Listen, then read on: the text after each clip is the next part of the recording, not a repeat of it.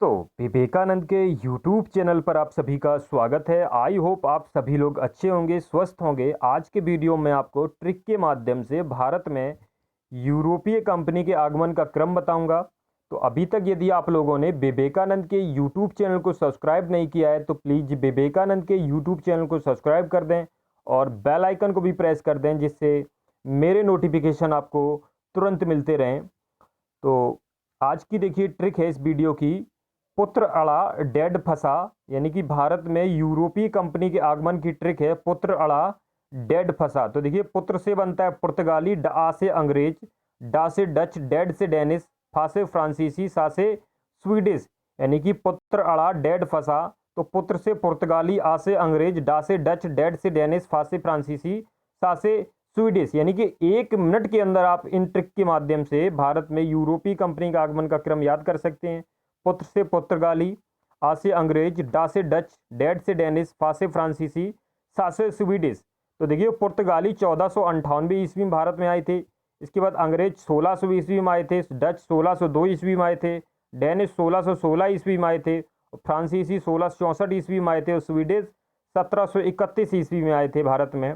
अगर exam point of view की बात करें तो देखिए पुर्तगाली ईस्ट इंडिया कंपनी की स्थापना 1498 ईस्वी में भारत के कालीकट में की गई थी और उस समय पुर्तगाली ईस्ट इंडिया कंपनी के गवर्नर थे एफ.डी. अल्मोड़ा।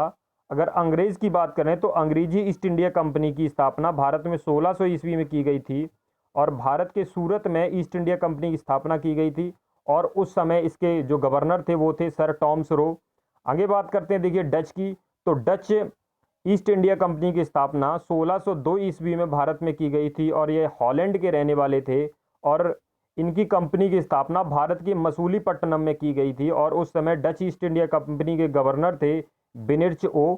आगे बात करते हैं डेनिश की, तो देखिए डेनिश ईस्ट इंडिया कंपनी की स्थापना 1616 ईस्वी में की गई थी और जो डेनिश थे यह डेनमार्क के रहने वाले थे और इन्होंने भारत के सूतानाती में अपनी कंपनी की स्थापना की थी और उस समय डेनिश ईस्ट इंडिया कंपनी के गवर्नर थे डेस्टमान। आगे बात करते हैं फ्रांसीसी ईस्ट इंडिया कंपनी की, यानी फ्रांसीसी ईस्ट इंडिया कंपनी की स्थापना 1664 ईस्वी में भारत के सूरत में की गई थी और उस समय इनके जो गवर्नर थे वो थे कॉलवर्ट मार्टिन और जो फ्रांसीसी थे ये फ्रांस के रहने वाले थे। आगे बात करते हैं स्वीडिश की, तो स्वीडिश ईस्ट इंडिया कंपनी की स्थापना 1731 ईस्वी में भारत के गोहनबर्ग में की गई थी और उस समय इनके जो गवर्नर थे वो थे विलियम यूसे लिक्स और जो स्वीडिश थे यह स्वीडन के रहने वाले थे। आगे बात करते हैं देखिए पुर्तगाली पुर्तगाल के रहने वाले थे, अंग्रेज ब्रिटेन के रहने वाले थे और डच हॉलैंड के रहने वाले थे, डेनिश डेनमार्क के रहने वाले थे, फ्रांसीसी फ्रांस के रहने वाले थे और स्वीडिश स्वीडन के रहने वाले थे। तो मैं आशा करता हूँ ये ट्रिक आपको अच्छी लगी होगी। तो एक बार फिर मैं आपके लिए रिपीट कर देता हूँ ट्रिक।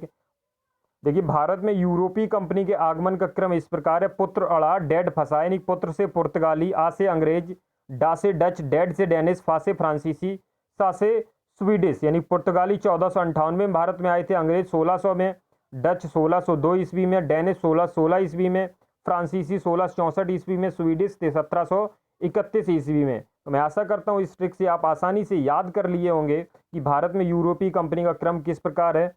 तो यदि आप लोगों ने अभी तक विवेकानंद के यूट्यूब चैनल को सब्सक्राइब नहीं किया है तो प्लीज़ विवेकानंद के यूट्यूब चैनल को सब्सक्राइब कर दें और बेल आइकन को भी प्रेस कर दें, जिससे मेरे नोटिफिकेशन आपको तुरंत मिलते रहें। तो दोस्तों, थैंक्स फॉर वॉचिंग।